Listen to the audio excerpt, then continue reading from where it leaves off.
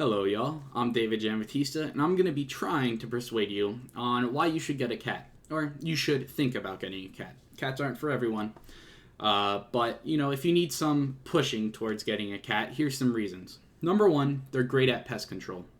Now, typically in your normal house, you shouldn't be getting too many pests, but if you ever do, and say rat traps, poison aren't working, the best solution, and really the oldest one, is to get a cat.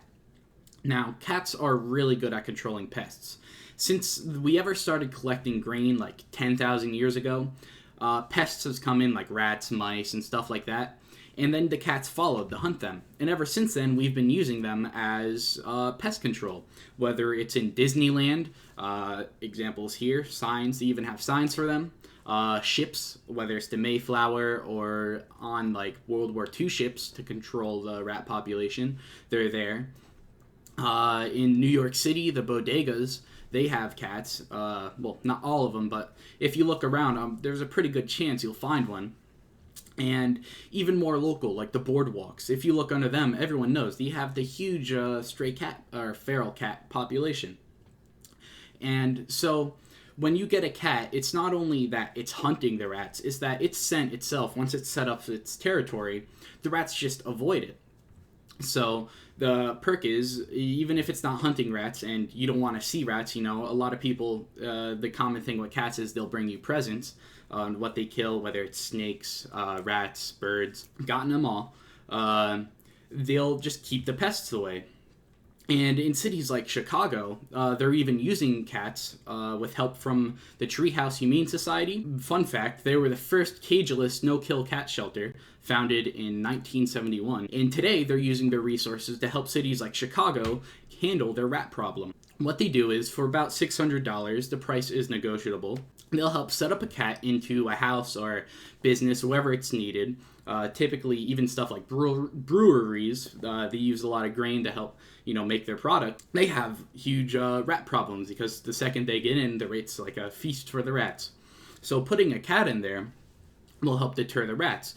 It takes about 4 weeks for a cat to get used to its surroundings, so it does take some time, and you always have to, put in the material to keep the cats there. But once it works, it's one of the best solutions you could get because, one, you can see it in action. If the rats get careless, the cat will catch them. They're great hunters. And once the rats realize, hey, there's a cat here, it's no longer that safe, they skedaddle. So just keeping the cat around, it's a great control for pests. The second option is they are low maintenance. They're not no maintenance. I'll give examples in my own house. I have 3 cats. One of my cats, Garfield, is an outdoor cat. So what we do for him is, he was our first cat here out of the 3. And we had a litter box for him. You should have a litter box for your cat no matter what, indoor or out. But the litter box was there just in case, stuff happens. Hurricane Sandy. You don't want to let your cat out during a hurricane. And now that he's gotten older, I think he's 18 now, we got to watch out for, if it's too cold, you don't want to let them out there. If it's raining a lot, it's better for them just to stay inside. They'll complain, but they can suck it up. And there's not much maintenance you have to do for an outdoor cat. They groom themselves. They go to the bathroom outside. The only thing is if they get sprayed with like a skunk or something, you do have to wash them off. But typically, it's easy peasy. Take them to the vet every few, once, twice a year. And you should be fine. Now, my other 2 cats are indoor cats. But the first cat I'll mention, I think I can even get her in here. One sec. This right here is my cat, Minnie. And she's very little, as you can tell. She weighs about 6 pounds. And she's a strictly indoor cat. We got her from my cousins, who unfortunately had her declawed. Only the front, though. So, pick her up. She can scratch you, though. She'll let me pick her up. And being such a small cat, probably the runt of her litter, she's very skittish. It took a long time for her to allow me to pet her even. So we have to take special care of her. Her fur is very fine, so whenever she grooms herself, which is a lot, she has huge chance of hairballs. So we have to give her special treats to prevent that, and even special food because her stomach is very sensitive. Now, the other indoor cat we have, Chai, isn't declawed in any way, though he isn't an outdoor cat. What separates him is he is old, but unlike Minnie here, who loves to meow and howl at my door, he's more quiet. He stays to the side, but is more social when there's a bunch of group, unlike her, who loves the one-on-one. So each cat has their own personality, and you have to take that into consideration when setting up all their litter boxes, food, and stuff. You have to make sure you get special food. She's grooming herself now, so I'll just cover that. And they're a blast. Fur, you have to be careful. You don't want that to build up everywhere.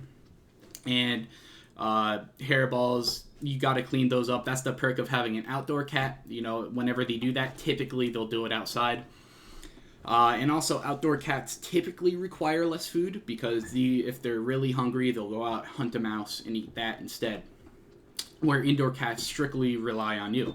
And commonly, you give your cat wet food and dry, so kibble, and then wet food as like their main meal. Minnie over here does not like wet food. She likes treats, like temptation treats, and then just kibble. So it costs us less because the dry food is quite, more expensive than the kibble, but also more because her food's special. So it all comes with that. Chai, he's not picky. Garfield isn't picky either. They'll eat anything you throw in front of them. And Chai is a very vocal cat. Unlike Minnie, unless she's outside of my door, she doesn't meow a lot. And Garfield is pretty reserved, but when adding, say if you want multiple cats too, you have to understand how that might change the dynamic in the house. So when we got Chai, beforehand it was just Garfield, then we got Minnie, and then we brought Chai in. And Chai was very vocal. He's more of a dog, really. He's a dog in a cat's body. But so he meows a lot. Whenever you're doing something and he thinks there's food, he'll howl at you. And in turn, both of the other cats pick that up. If they meow enough, someone will give them food. So now one meows and they all come, and then you just have a cascade of meowing. So you have to feed them all sometimes. And, other times you put your foot down. You don't want to overfeed. It's very important to strike a balance. But moving on, where could you get a cat? If you wanted to adopt one, buy one if you want a purebred or a special breed. And you always have to, again, take in consideration each breed is different. Each cat is different. So, Minnie, even with her litter mates, she's probably vastly different than many of them. So there are websites you can hit up. There's petfinder.com to help you if you want to adopt a cat or dog. And they'll make sure you know everything you need to know. I would suggest going for a shelter cat because many of them, unless they're in a non-kill shelter, will get put down if they don't get adopted. And but some cats just can't be adopted, whether they're too old. So too old as in like they probably won't adapt to where they are, or they have an injury or something. But the thing with shelter cats is typically they have their shots. They might even be microchipped or something like that. So they're already taken care of. You don't have to worry about that expense at the vet. So why I say adopt from a shelter is, according to the ASPCA, about 3.2 million cats enter a shelter annually. However, only about half are adopted.